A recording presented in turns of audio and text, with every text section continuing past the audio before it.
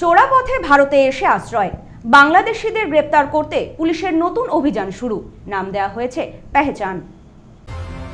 চোরা পথে বাংলাদেশ সীমান্ত পেরিয়ে এদেশে এসে বসবাস, বাংলাদেশি অনুপ্রবেশকারীদের শনাক্ত করতে বিশেষ অপারেশন পেহচান চালু করল পুলিশ।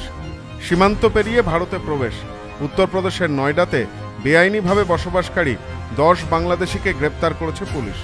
কিষানগঞ্জ থেকে 10 দিন আগে নয়ডায় এসে লুকিয়েছিল তারা। গোপন সূত্রে খবর পেয়ে নয়ডা পুলিশ অপারেশন পেহচান চালিয়ে তাদের পাকড়াও করে। ধৃতদের কাছ থেকে উদ্ধার হয়েছে বেশ কিছু নকল নথি, মোবাইল, এমনকি বিস্ফোরক আইইডি। এই ঘটনার পর থেকেই চাঞ্চল্য ছড়িয়েছে গোটা এলাকায়। ধৃতদের জেরা করে জানা গেছে তারা অবৈধভাবে সীমান্ত পেরিয়ে ভারতে প্রবেশ করেছিল। দীর্ঘদিন ধরে ভুয়ো পরিচয়পত্র বানিয়ে বিভিন্ন রাজ্যে কাজ করছিল তারা।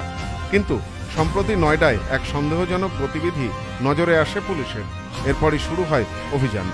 পুলিশের দাবি, এই অনুপ্রবেশকারীদের সাথে কোনো বড় ষড়যন্ত্রের যোগসূত্র থাকতে পারে। ঘটনার তদন্ত চলছে। এদিকে বাংলাদেশে চলমান রাজনৈতিক অস্থিরতা নিয়ে এবার উদ্বেগ প্রকাশ করেছে রাষ্ট্রপুঞ্জ। তাদের মানবাধিকার বিষয়ক হাইকমিশনারের দপ্তরের রিপোর্ট অনুযায়ী হাসিনা সরকারের পতনের পর থেকেই বাংলাদেশে হিন্দু নিপীড়ন, নারী নির্যাতন, পুলিশ হত্যার মতো ঘটনা বেড়ে গিয়েছে। ধর্মীয় স্থানে আক্রমণ, লুটপাট ও সংঘর্ষের চিত্র এখন নিত্যদিনের ঘটনা। রাষ্ট্রপুঞ্জের রিপোর্টে আরও বলা হয়েছে, ইউনূস সরকারের আমলে ছাত্র আন্দোলনের নামে ব্যাপক হিংসা ছড়ানো হয়েছে। অনেক হিন্দু পরিবারের ঘরবাড়ি পুড়িয়ে দেওয়া হয়েছে, ব্যবসা লুট করা হয়েছে।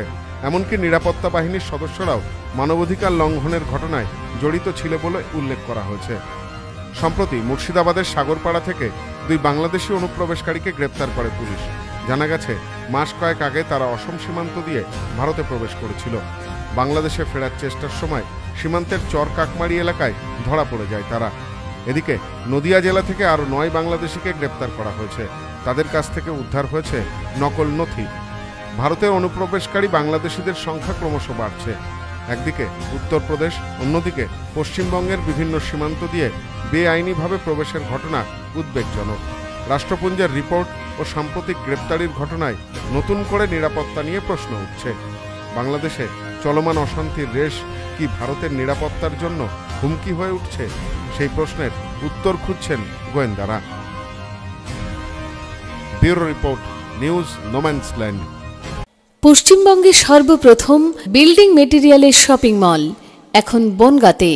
শর্মা গৃহ নির্মাণ, বাড়ি তৈরির সমস্ত মেটেরিয়াল পাবেন একই ছাদের নিচে। আমাদের শোরুমে রয়েছে বিভিন্ন রকমের রড, সিমেন্ট, ইট, বালি, খোয়া, বিভিন্ন কোম্পানির বিল্ডিং কেমিক্যালস, সিলভার স্যান্ড। কিনতে হবে না, একবার শোরুমে আসুন ও তার ব্যবহার পদ্ধতি জেনে নিন। ফ্রি হোম ডেলিভারির সাথে বাড়ির A to Z engineer service এবং সুপারভিশন ফ্রি। আছে ফিন্যান্সের সুবিধা। ঠিকানা শর্মা গৃহ নির্মাণ, বনগাঁ পৌরসভার পাশে। ফোন 9332559005।